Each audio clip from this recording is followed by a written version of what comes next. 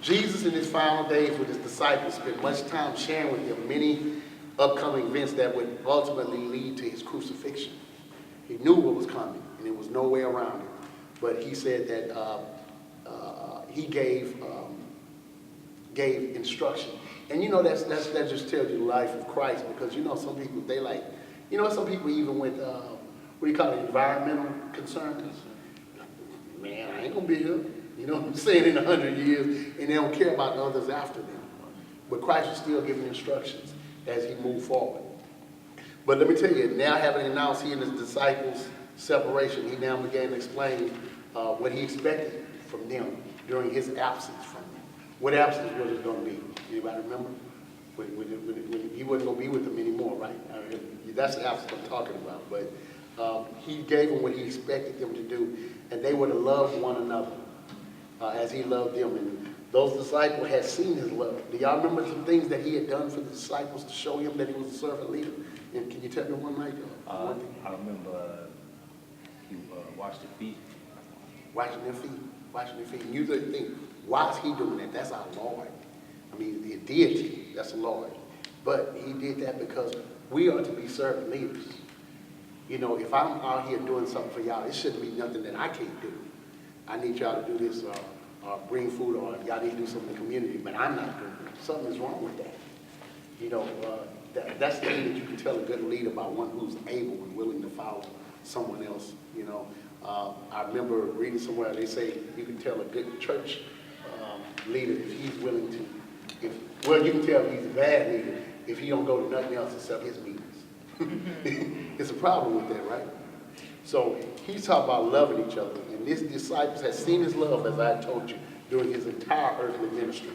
And the washing their feet, as he said, but this to show that he's not only a leader, but a servant leader.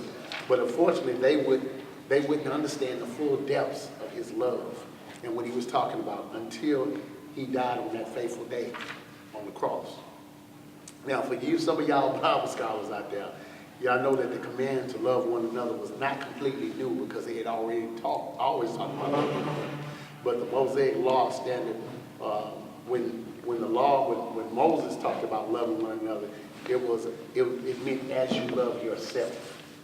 Loving one another as you love yourself. If you're going to do this for yourself, you know, don't give somebody the cheap gift, if you would do that for you know, for yourself. Do what you would do for yourself. But now there was a new and even higher standard as he moved forward. And Christ is saying, love each other as I have loved you. So that's different. And y'all know how he loved us, right? And what he did, you know. And that was such a new commandment, because in the Old Testament had many things, but this was part of the new commandment, because he was going to ratify it and do this thing with his very own blood by showing you his love. Now, but under this new covenant, not the Mosaic in the Old Testament, but under this new covenant, God promised to enable his people to love by transforming their hearts and minds. Because as we talked about, we're talking here about transformation many times, right? And things can't be done, you can't do anything different until you transform your thinking. But it's only by God's transforming your mind, and by his grace, that believers can love one another as Jesus has loved them. And this love is supernatural. You know, can somebody tell me what this is? A supernatural love. When you think supernatural, what comes to mind?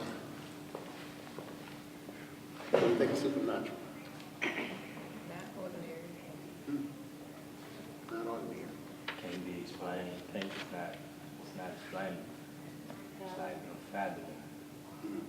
That's a good one. That's a good one.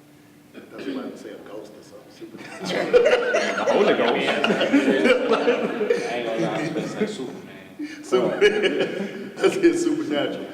But this supernatural love would distinguish these disciples of Jesus. People would be able to see who they were because of the love that they have in every believer. Who in here, by show of hands, is a believer?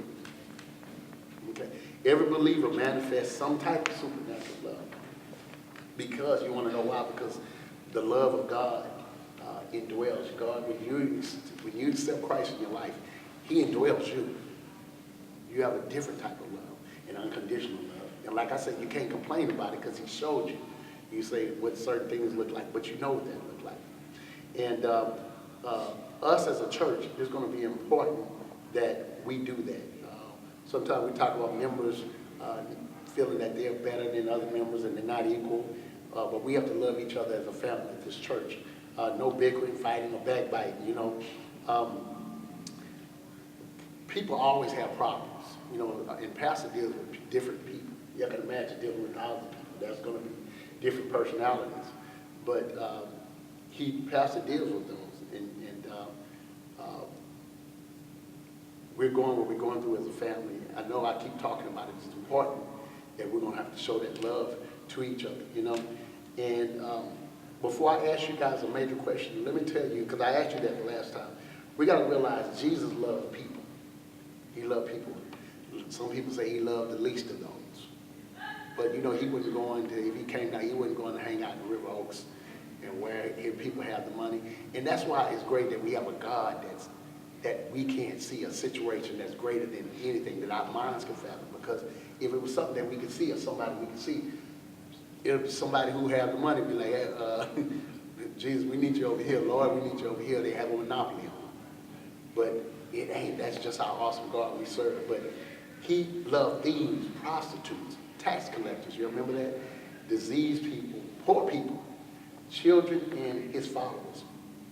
He loved people who were devoted to him and those who were different and even against him.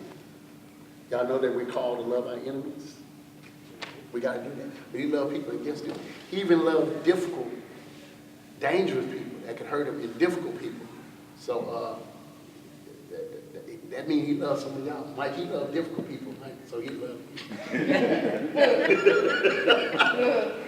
I'm messing with you, man. But some of y'all are tough. But God loves you just the same. Jesus loved them, and he came down. He loved everyone. And that's tough. I mean, don't y'all think it's tough to love people as difficult people?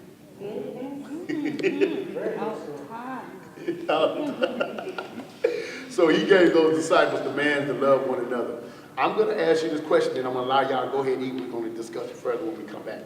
I'm going to ask y'all this. Some people gave it to me last time, but we got some different people here. Why is it so hard for us to love one another? As Christians, as individuals, as a church, why is it so hard for us to love one another?